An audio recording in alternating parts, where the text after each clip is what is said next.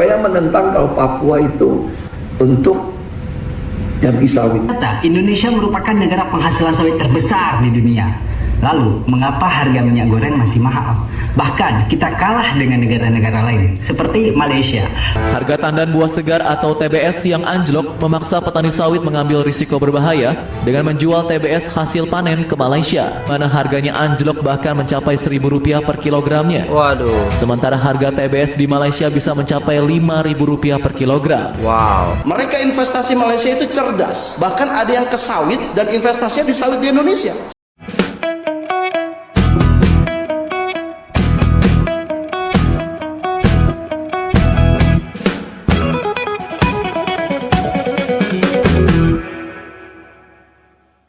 Assalamualaikum warahmatullahi wabarakatuh. Jumpa lagi dengan saya guys, Cak Mujib. Gimana kabar teman-teman semua? Semoga sehat selalu dalam lindungan Allah Subhanahu wa taala, dijauhkan dari segala mara bahaya, malapetaka, bencana dan bala serta berbagai macam penyakit. Amin amin ya rabbal alamin. Oke, kali ini kita akan reaksi sebuah video ya guys ya. Aduh, ini ada salah seorang yang menegur Presiden Indonesia dan mengatakan kenapa nggak mencontoh Malaysia, ya kan? Kenapa? Why? Kenapa nggak lihat Malaysia yang istilahnya lebih bagus gitu? Kenapa kok kita masih istilahnya ya dengan ego kita, dengan ego pemerintahan kita gitu kan? Jadi ini sangat bagus sekali guys ya untuk kita tonton. Jadi jom kita simak videonya. Let's go.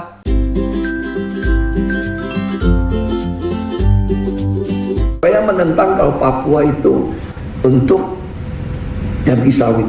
Mengenai sawit, Loh Pak, ini udah ditanam Pak, udah ditanam, udah digundul lutennya, Pak gimana Pak? Allahumma sholli ala sayyidina Muhammad. Ya, pemimpin yang baik ataupun orang-orang baik pasti akan menolak itu semua guys, karena itu akan merusak ya, akan merusak ekosistem yang ada gitu loh. Oke, kita lanjut aja guys.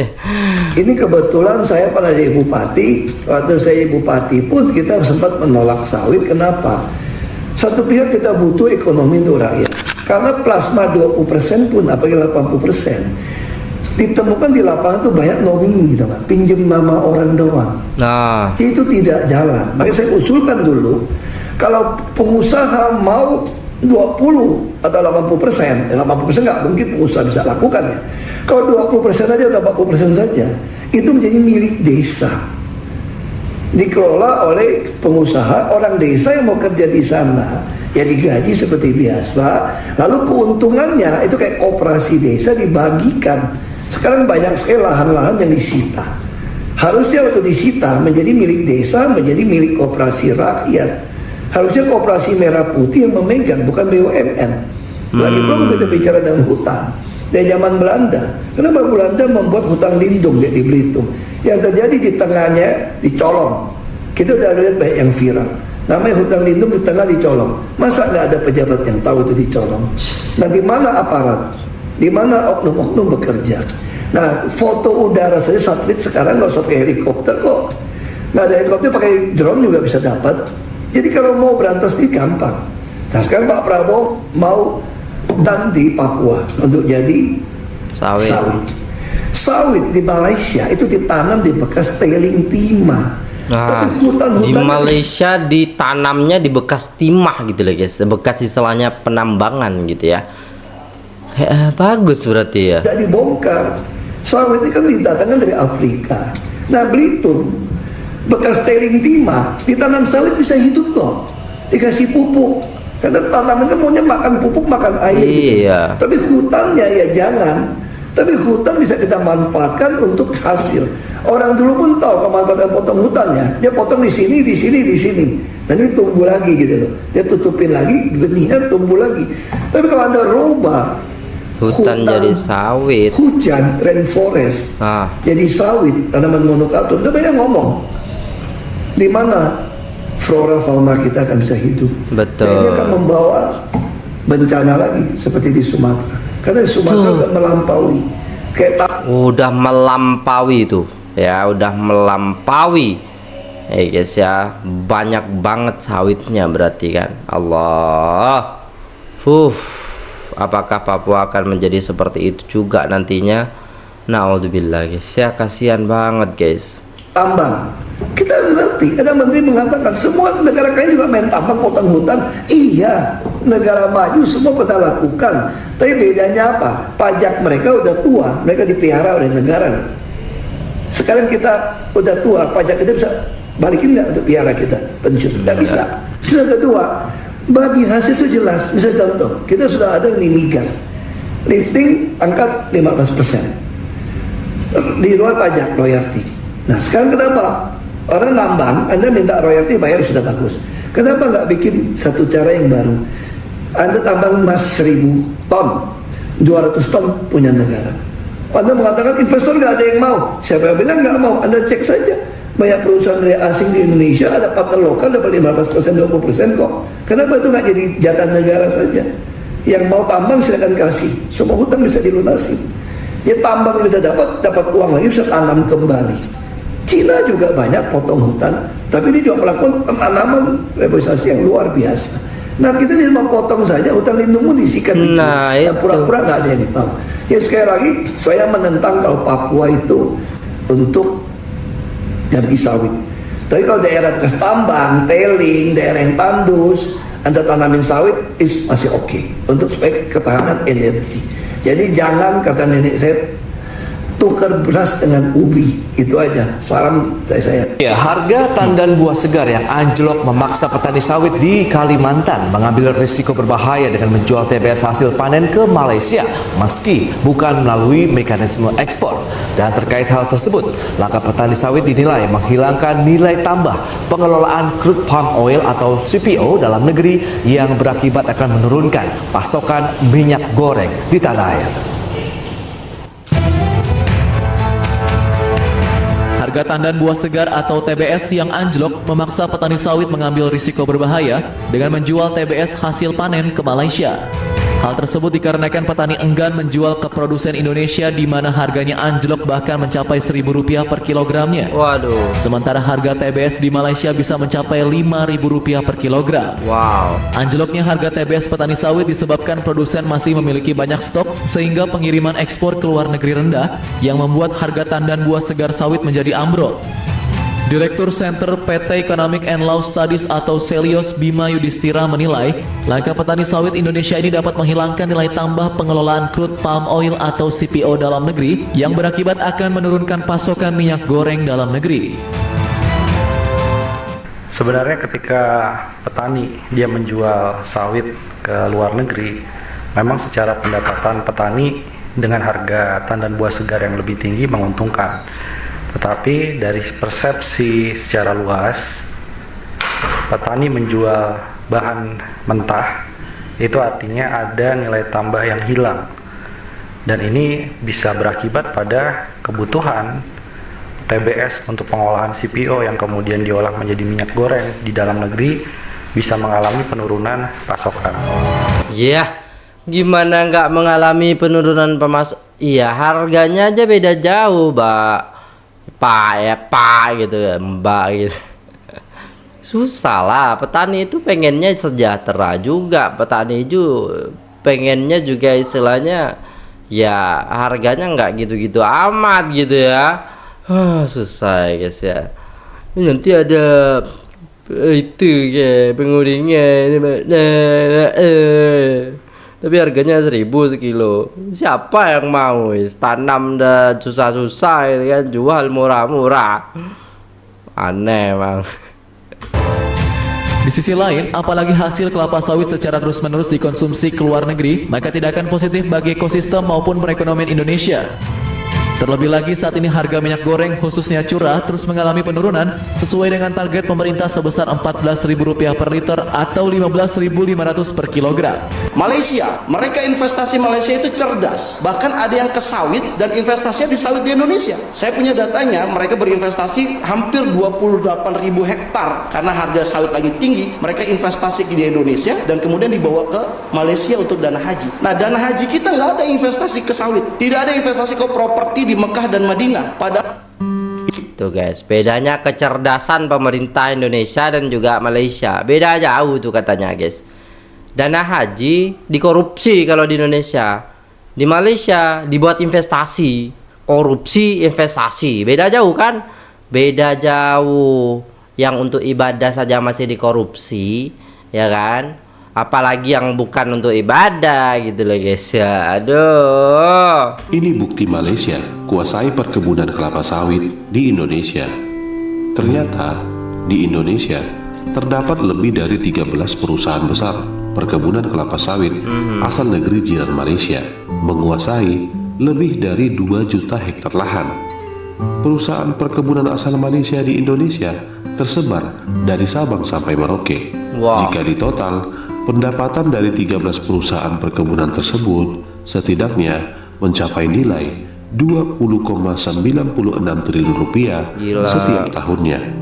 Banyak Mari banget belajar itu. dari Malaysia, negara tetangga serumur dengan Indonesia, sama-sama negara penghasil sawit dunia. Iya. Kenapa di Malaysia harga minyak goreng bisa murah, sementara di Indonesia produsen terbesar dunia harganya lebih mahal daripada di Malaysia? Di Malaysia harga minyak goreng bukan sekedar angka, tapi komitmen politik. Karena pemerintah menetapkan harga minimum yang tidak boleh dilewati. Mereka memberikan subsidi langsung yang besar, jelas, dan tepat sasaran. Mekanisme distribusi yang rapi, sanksi tegas jika harga dimainkan. Hasilnya, di beberapa wilayah minyak goreng bisa dijual seharga 2,5 ringgit per kilo atau hanya sekitar 9.200 rupiah. Bahkan harga non subsidi mereka pun masih bisa berkisar antara 25 ribuan per kilo. Nggak ada drama antrian panjang. Sementara di Indonesia, negeri dengan hamparan sawit terbesar di muka bumi, harga minyak goreng bisa naik tanpa peringatan, melonjak sampai membuat ibu-ibu kebingungan. Pemerintah menetapkan HET atau harga eceran tertinggi. Ada program minyak subsidi, tapi di lapangan seringkali kenyataannya tidak sama seperti di kertas. Dari barang yang hilang dari pasar, harga yang tetap naik di tingkat pedagang, sampai ketidakpastian yang membuat masyarakat paksa menerima harga berapapun yang muncul. Hal kita ini produsen sawit terbesar di dunia loh. Malaysia memberi kita pelajaran bahwa produksi besar tidak otomatis berarti kesejahteraan rakyat. Penguasaan pasar global tidak otomatis berarti harga makanan pokok murah. Jika Malaysia bisa, maka Indonesia, sang raja sawit dunia, harusnya bisa lebih dari Malaysia. Karena kejayaan sawit tidak seharusnya hanya terlihat di laporan ekspor dan angka devisa. Kejayaan sawit yang sesungguhnya adalah ketika ibu-ibu di dapur tidak usah takut lagi melihat harga minyak goreng melonjak. Ternyata Indonesia merupakan negara penghasil sawit terbesar di dunia. Lalu, mengapa harga minyak goreng masih mahal? Bahkan, kita kalah dengan negara-negara lain, seperti Malaysia. Harga minyak goreng di Malaysia hanya sekitar 9.200. Sedangkan, produksi sawit mereka hanya 19,8 juta ton per tahun. Sementara itu, Indonesia memproduksi 45,4 juta ton per tahun. Lebih dari 2 kali lipat dari Malaysia. Lalu, kenapa kita pernah merasakan tiba-tiba harga minyak goreng naik? Atau bahkan terjadi kelangkaan? Apakah petani tidak lagi menjual sawitnya? Atau tiba-tiba kilang dan PT sawitnya tutup? Ternyata tidak. Ini hanyalah sebuah permainan. Perlu dipertanyakan, siapa yang bermain di balik ini semua? Dan siapa yang mengatur ini semua? Nah. Jawabannya adalah para mafia. Merekalah yang mengatur semua ini. Mereka terus berkembang dan memperluaskan relasinya. Lalu, siapalah yang berhak dan relevan dalam membasmi para mafia ini? Jawabannya adalah pemerintah. Pemerintahlah yang paling strategis dan relevan dalam kasus pemberantasan para mafia. Oleh karena itu, pemerintah harus bertindak tegas dan strategis dalam membasmi para mafia ini. Pemerintah harus meningkatkan lagi pengawasan dan penindakan terhadap praktek monopoli dan kartel, sehingga masyarakat dapat menikmati dengan harga yang relevan dan stabil. Kamu tahukah negeri yang mana ada yang ladang kelapa sawit yang terbesar di Malaysia? Mari kita tengok. Malaysia adalah salah satu pengeluaran minyak kelapa sawit yang terbesar di dunia. Tapi, kamu tahukah negeri yang mana ada ladang yang paling besar? Jawapannya adalah negeri Sarawak. Sarawak mempunyai 1.62 juta hektar kawasan kelapa sawit. Hanya 28% seluruh kawasan kelapa sawit di Malaysia. Sabah pula adalah tempat kedua dengan 1.54 juta hektar. Jadi jangan kamu terkejut kalau kamu datang ke Sabah dan Sarawak dan nampak banyak kelapa sawit. Jadi komen saja kalau kamu mau tahu lebih banyak tentang industri sawit di Malaysia. Ini saya mengikuti program TOT IPOB. Sebenarnya saya pernah sebut di Parlimen bagaimana mengeluarkan jus ataupun makanan daripada red palm oil kan. Sebab kita tahu bahawa dalam minyak sawit ni dia ada dipanggil phytochemicals, iaitu tocopherol dan tocopheronol. Dan benda sebenarnya satu kita panggil antioksidan yang sangat baik untuk menjaga kesihatan. Cuma masalah dia mahal kan. Yang keluar adalah Sandabi KLK. Apakah ada usaha daripada MPOB ke kalau kita boleh produce dalam Malaysia secara banyak, sebab dia kaya dengan vitamin E, kemudian carotin dan carotenoid actually is a very good antioxidant lah kan. Tapi sekarang sebab kalau kita ambil red palm oil tu tak jadi budaya rakyat kita untuk minum kan, that's why BRB convert dalam bentuk jus makanan. Benda saya lihat dia jadi satu kenyataan lah, so kita try.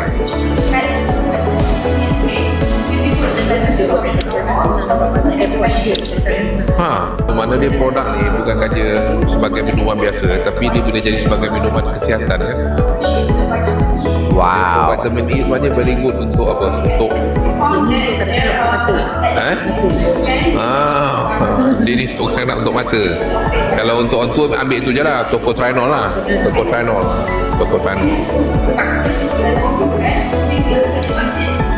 Selalu kita keren sih sudu lah, tapi sebab tak budaya kita kan. Kalau orang-orang belah Mediterranean dia biasa makan tu oil leaf tu campur dalam dalam dia punya salad. Kita tak biasa. So it's very good effort that MPOB convert jadi minuman. Keren. Sawit ini di Indonesia ini menyangkut 16 juta rakyat Indonesia yang bekerja di sana. Jadi apapun Indonesia akan ngotot terus. Jangan sampai perlakuan diskriminatif itu terjadi. Nah, kalau kita berbarengan dengan Malaysia, itu akan kekuatan kita akan tambah. Baik sebagai produsen CPO, produsen minyak sawit yang terbesar, dan juga untuk melakukan penetrasi pasar akan lebih mudah mengendalikan harganya. Jangan sampai Malaysia dan Indonesia justru bertarung. Wah, kita berdua yang dirugikan. Malaysia dan Indonesia yang akan dirugikan. Harus rukun, harus bersatu menghadapi persoalan-persoalan yang berkaitan dengan minyak kelapa sawit. Oke guys, jadi kita jangan seperti ini ya guys ya. Jangan seperti ini, jangan bertarung ya. Yang dirugikan adalah Indonesia dan juga Malaysia. Seperti itu guys ya. Apakah yang dirugikan rakyat dengan kekuasaan ingin menguasai sawit, menggundulkan hutan? Siapa yang dirugikan? Rakyat atau negara?